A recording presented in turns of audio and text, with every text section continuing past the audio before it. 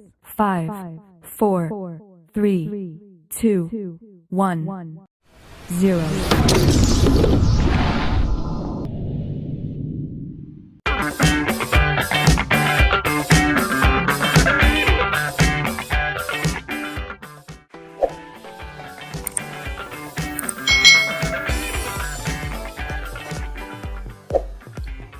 Halo adik-adik semuanya, selamat datang di channel YouTube Kak Citra.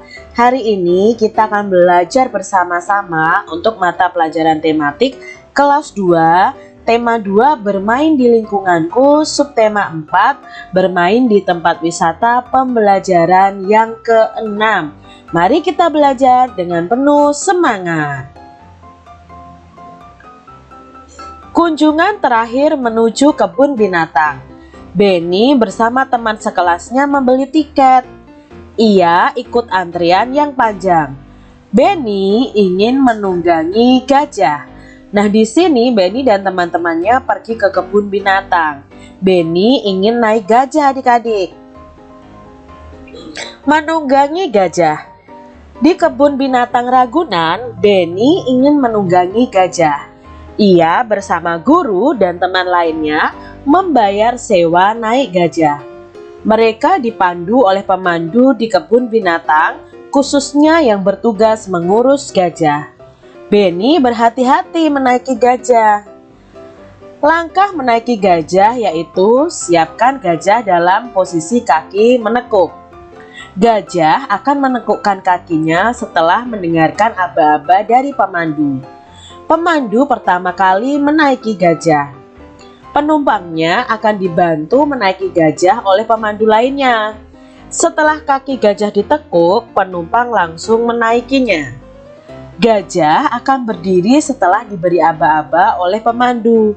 Caranya dengan menepuk kaki pemandu itu sendiri ke badan gajah.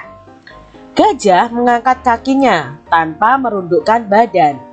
Setelah berdiri, pemandu kembali menepuk kakinya dan gajah mulai berjalan. Saat berjalan akan terasa sedikit oleng, tetapi lama-kelamaan akan terbiasa. Nah, ini adalah cerita Benny yang menunggangi gajah dan langkah-langkah bagaimana menaiki gajah. Pernahkah adik-adik pergi ke kebun binatang? Atau pernahkah kalian menunggangi gajah adik-adik? Bagaimana rasanya ketika kalian yang sudah pernah menaiki gajah? Apakah kalian merasa takut? Atau kalian merasa senang adik-adik? Nah, Kak Citra berharap kalian merasa senang ya bisa menunggangi gajah.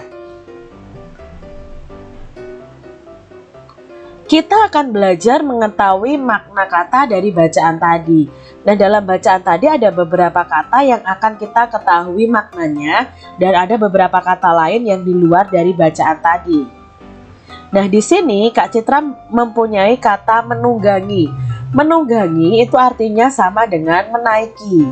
Lalu ada kata sewa. Sewa itu artinya meminjam sesuatu. Pemandu. Nah, pemandu itu adalah orang yang memandu atau memimpin. Tadi pemandu gajah berarti orang yang memandu atau memimpin gajah. Menekuk. Menekuk itu melipat benda. Kalau menekuk kaki berarti kita melipat kaki kita. Aba-aba itu artinya kata perintah dalam baris berbaris atau gerak badan. Ada kata tradisional. Tradisional itu artinya menurut kebiasaan atau adat. Lalu saat kita naik kuda adik-adik, dalam kuda itu ada tali pelana. Itu adalah tali yang mengikat tempat duduk penunggang kuda.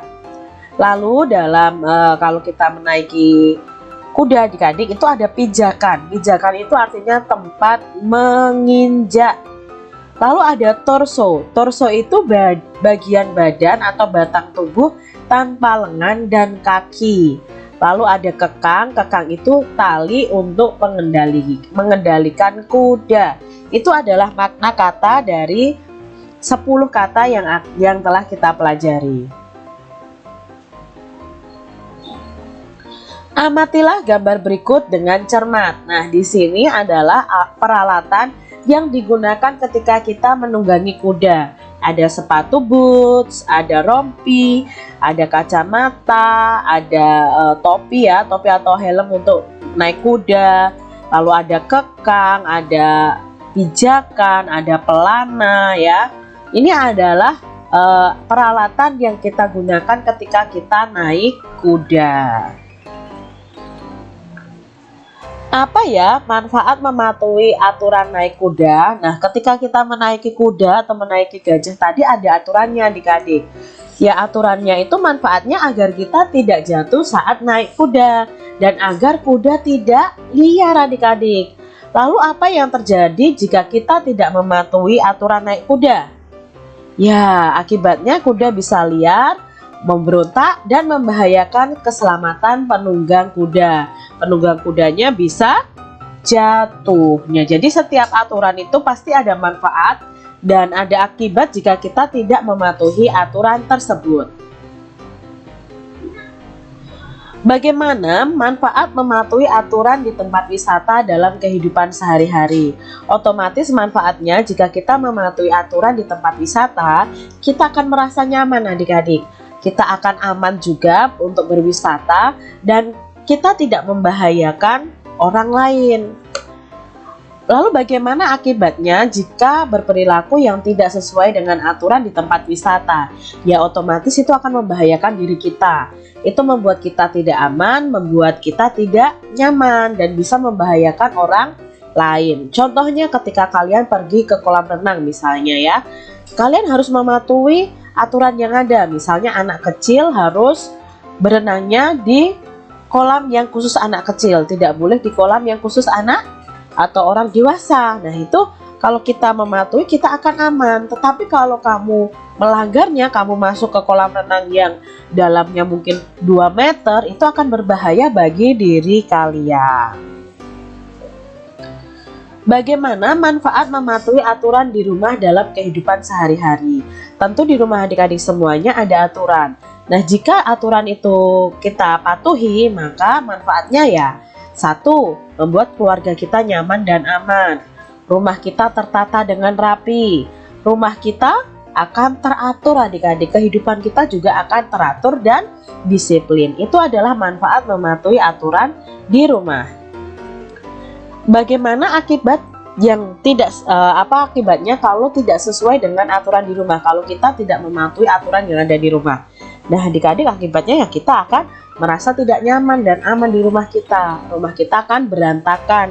Rumah kita tidak menjadi teratur. Itu akibat kalau di rumah kita sendiri kita tidak mematuhi aturan yang ada. Benny, coba lihat. Di kebun binatang ada berbagai jenis hewan. Banyaknya kijang di kebun binatang ada 48 ekor. Kandang kijang ada 4. Setiap kandang berisi kijang yang sama banyak. Berapa ya banyak kijang di setiap kandang? Tanya Udin.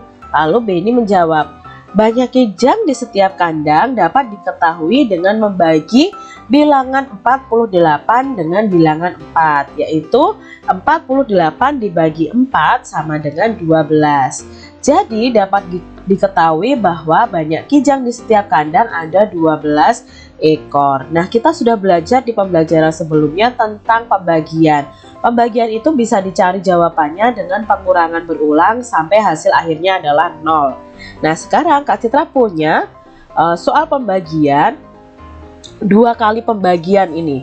Kita akan kerjakan bersama-sama. 16 dibagi 8 dibagi 2. Mana dulu yang harus dikerjakan? Ya, yang harus dikerjakan adalah bagian depan dulu. 16 dibagi 8. 16 dibagi 8 itu sama dengan 16 dikurangi 8 sampai hasil akhirnya adalah 0.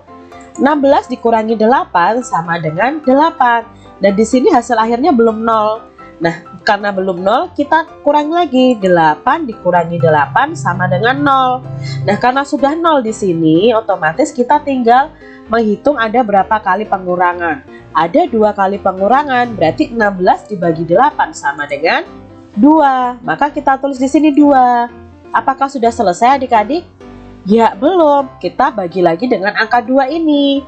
Ya, kita tuliskan 2 dibagi 2. Nah, tidak perlu kita pakai pengurangan berulang karena kita sudah tahu Jika angka tersebut dibagi angka itu sendiri, maka hasilnya adalah 1. Jadi 2 dibagi 2 hasilnya itu 1. 16 dibagi 8 dibagi 2 hasilnya adalah 1.